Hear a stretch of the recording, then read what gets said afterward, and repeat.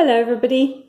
So I've come to do this video because it's been requested by the Facebook group, and it is people asking how last year I managed to preserve autumn leaves. And it's something I've been trying to work out for absolutely ages, and I think last year I finally cracked it. So I've just been up the hill beside my house and I've collected a fairly random bunch of leaves in various states of decay. But I chose them all because I like the colours and the shapes. You'll see this one, for instance, is not perfect, but I just think that's really interesting. So what I've done is I rinsed them in the sink, just in cold water. I've patted them dry with this very ancient tea towel that's not going anywhere near any dishes. And so they're pretty dry now, but they're literally straight off the ground. They were lying on the ground on the hill about 20 minutes ago. And I'm just placing them face down on this piece of paper. Now, there's nothing flash about this piece of paper. It's just a very cheap copy paper that I got out of the printer. It was from Lidl, actually, in a ream. So there's nothing posh about this paper. And I'm just putting a selection of my leaves face down on the paper. And I've got the iron here. It's just heating up. It's on a sort of between wool and cotton setting, and I'll see how I get on with that. Now, underneath the paper here, I've got an old tea towel and my ironing board, that's all. So I'm just going to lay those out. Now, you can use any size of leaves for this. I'm using fairly small ones so I can get quite a few on one sheet of A4, which will make a more interesting video for you. And I'm going to put because obviously if I used really big leaves, you could only get 3 or 4 on a sheet like this. I'm going to put another sheet of paper on top and smooth it down a bit. And then with my iron, actually I might turn it down to wool just to start off with. I'm going to start ironing them. Now what I'm doing here is I'm getting out the moisture, and need to be quite gentle but firm as well, and just keep ironing. Now you can see some of the imprints of the leaves coming through the cheap copy paper, and that's because the moisture's transferring into the paper. The reason I put the tea towel underneath is just as another layer to soak up moisture below. And so I'm just going to iron those, and in a minute I'll turn the whole lot over and do the backs. Now, I'm somebody who used to dread autumn, I have to admit. I know it's really beautiful and I do love the colours, but I get really depressed in the winter. I need my sunlight, and winters are long and dark here where I live in Scotland. And when people say, oh, the nights are drawing in, I can just kind of feel this cloud coming down on me.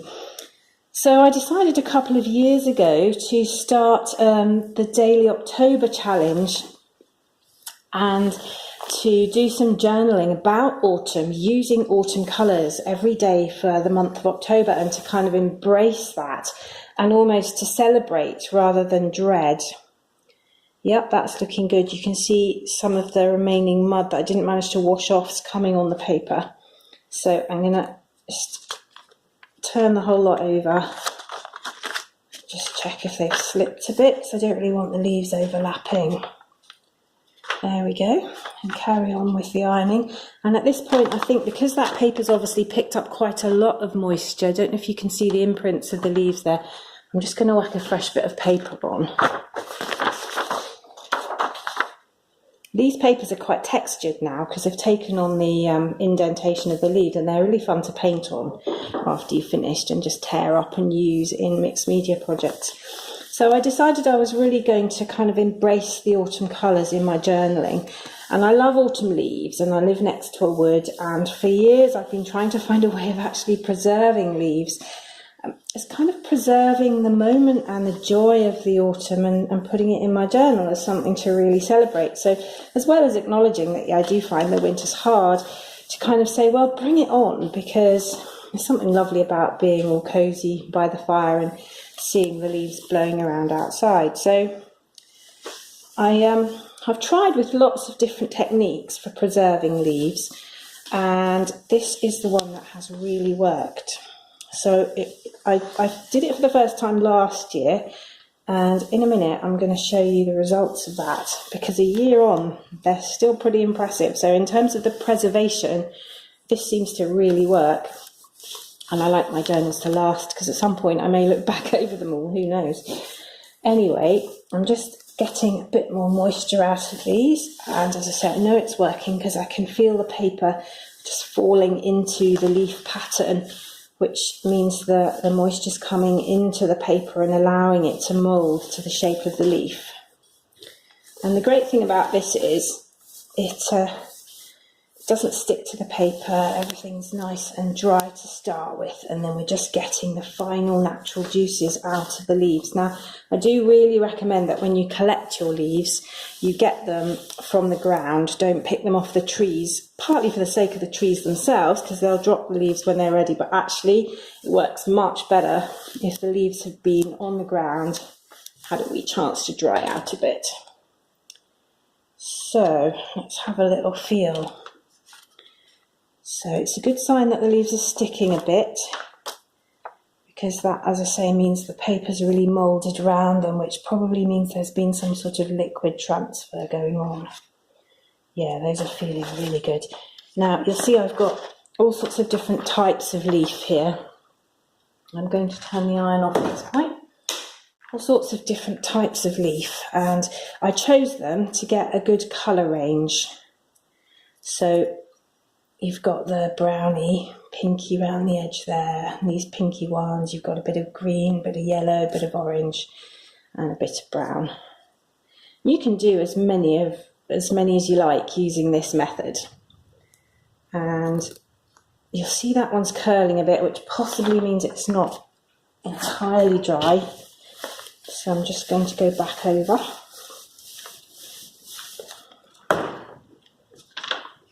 Yeah, I mean that's coming up a bit, but let's just leave it for now.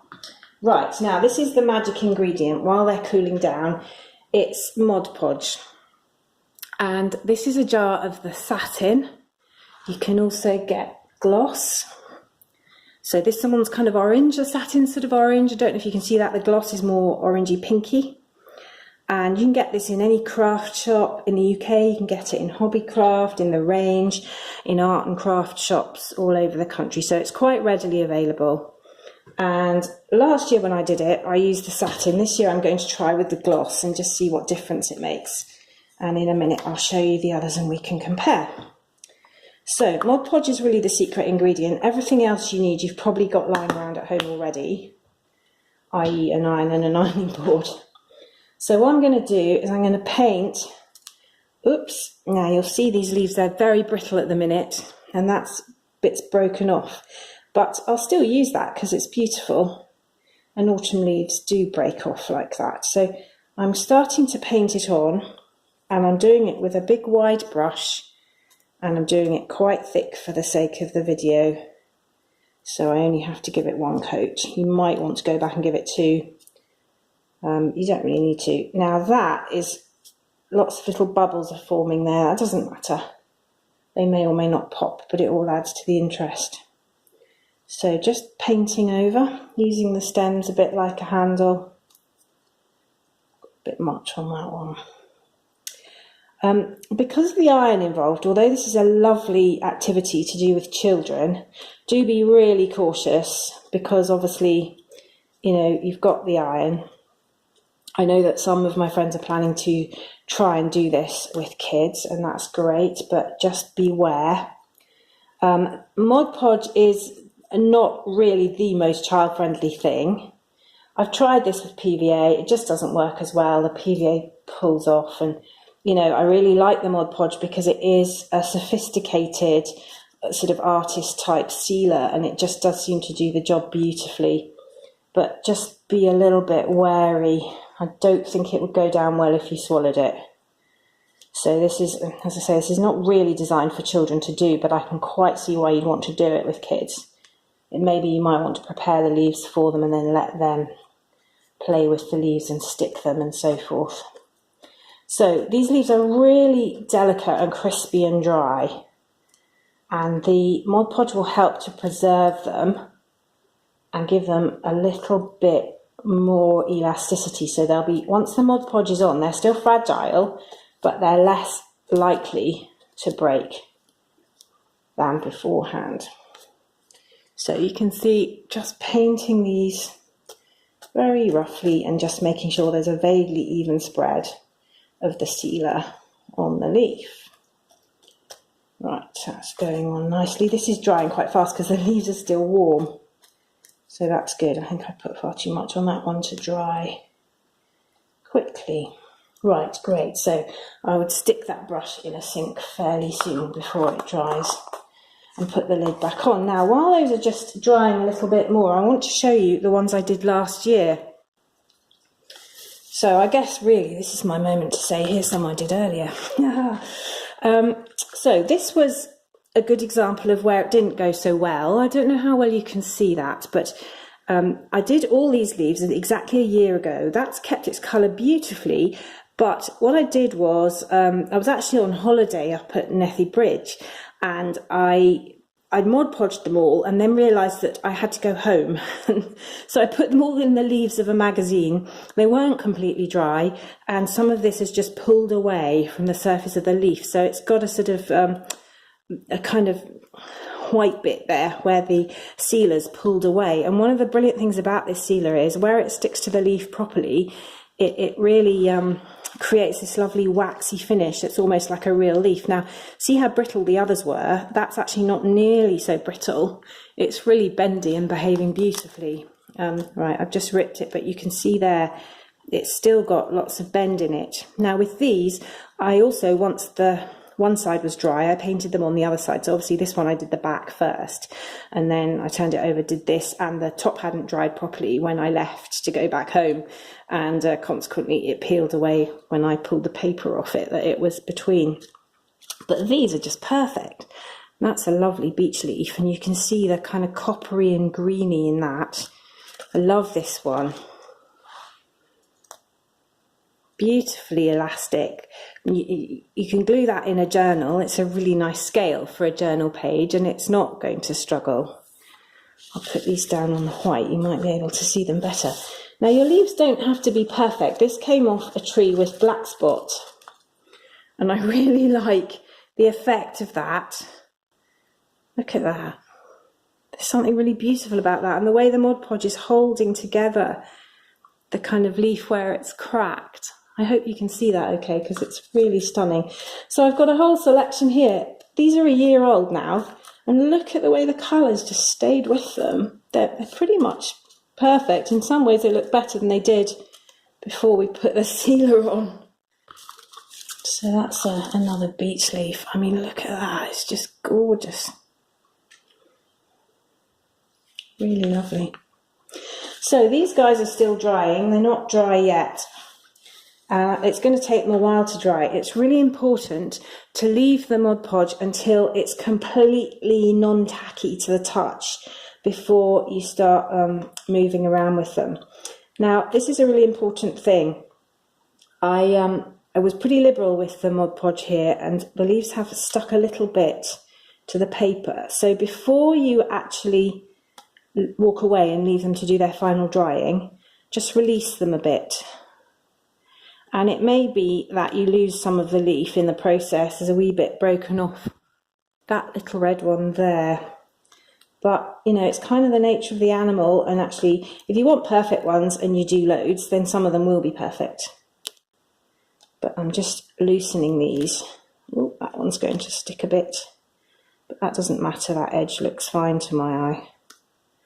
Now, you can, once that side is completely dry, turn them over and do the back. But what I think I'm going to do with these is I'm actually going to stick them straight into my gratitude journal. So here's my Thanks September journal that I'm ploughing through.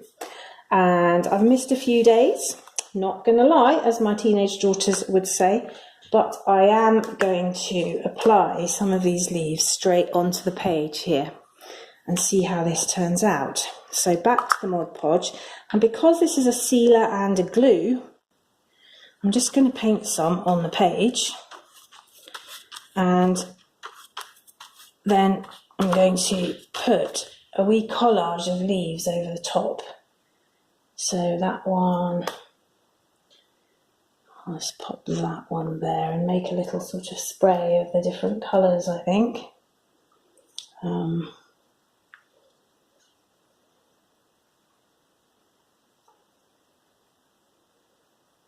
really like that one. And then I do like to keep a bit of green in there. So I'll keep that there and maybe put that yellow one there. So they're kind of falling down the page. Now at this point, I'm just going to apply a bit of pressure using the brush so that they stick to the layer of Mod Podge underneath. Now I have to admit, I haven't tried this before, but I'm pretty confident it's going to work because that one obviously needs a bit more glue under it. You can be as liberal as you like with the glue. It doesn't matter if you put a lot on. Normally, you know, when we're doing this sort of thing with children, we're saying don't use too much glue.